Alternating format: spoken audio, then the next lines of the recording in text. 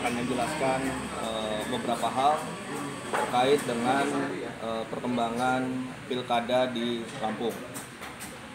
Yang pertama perlu saya sampaikan bahwa untuk 8 pilkada di kabupaten kota di Lampung ini, Partai Nasdem sudah mengeluarkan seluruh rekomnya.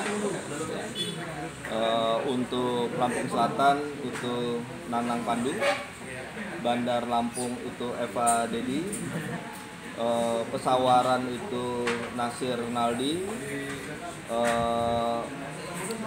Metro itu Mufti Saleh Chandra, ini juga update ya.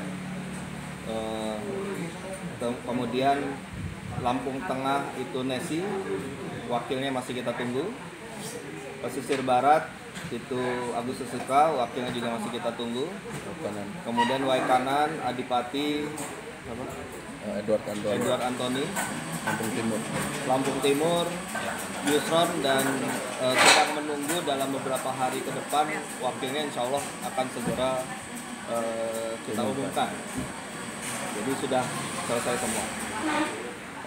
Terkait dengan pertanyaan-pertanyaan yang muncul sehubungan dengan Pilkada Kota Metro. Jadi perlu saya sampaikan bahwa selama ini memang mekanisme yang kita jalankan di dalam Partai Nasdem dalam hal pilkada, kita tetap mengedepankan dan tidak akan pernah kita langgar, yaitu tanpa mahar. Jadi tidak ada mahar sama sekali di dalam proses pilkada. Boleh di cross check pada seluruh calon. Bahkan kalau jika ada, kita bisa pecat langsung. Jadi itu saya pastikan tanpa mahar dan akan terus tetap berjalan. Yang kedua, kita berbasis pada survei. Jadi kita tidak menggunakan pendekatan feeling, pertemanan dan sebagainya, tapi kita pergunakan survei. Dalam membaca survei ini tidak hanya yang kita baca tidak hanya hasil dari survei elektabilitas, tapi juga berbagai faktor di situ secara lengkap. Kita sudah sangat terbiasa membaca survei, mulai dari kepuasan terhadap pemerintah, demografi penduduknya pun juga kita kaji, harapan-harapan masyarakat yang muncul dalam survei itu juga kita kaji. Jadi kita mengkaji survei itu secara menyeluruh, bukan hanya soal elektabilitas dan popularitas saja.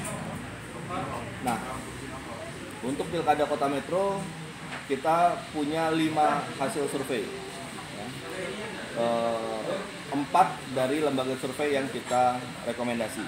Jadi dari 5 itu 4 kita rekomendasi.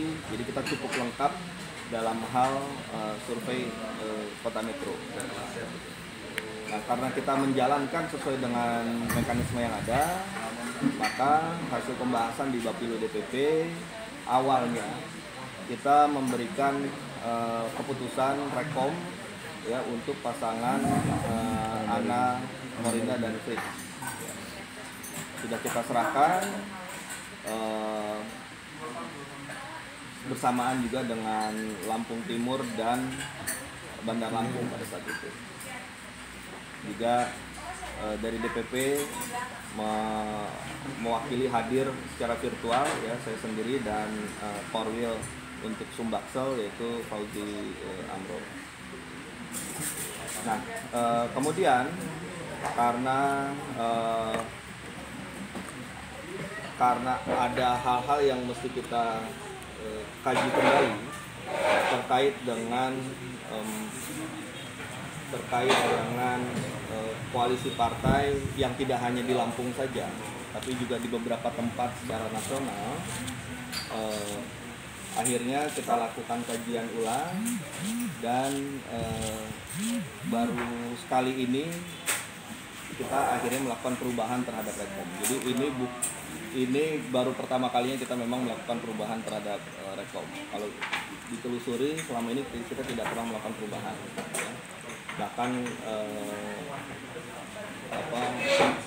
rekom untuk misalnya calon yang tadinya kita pikir akan maju lewat partai itu akhirnya maju independen pun juga masih kita pertahankan. Ini contoh saja.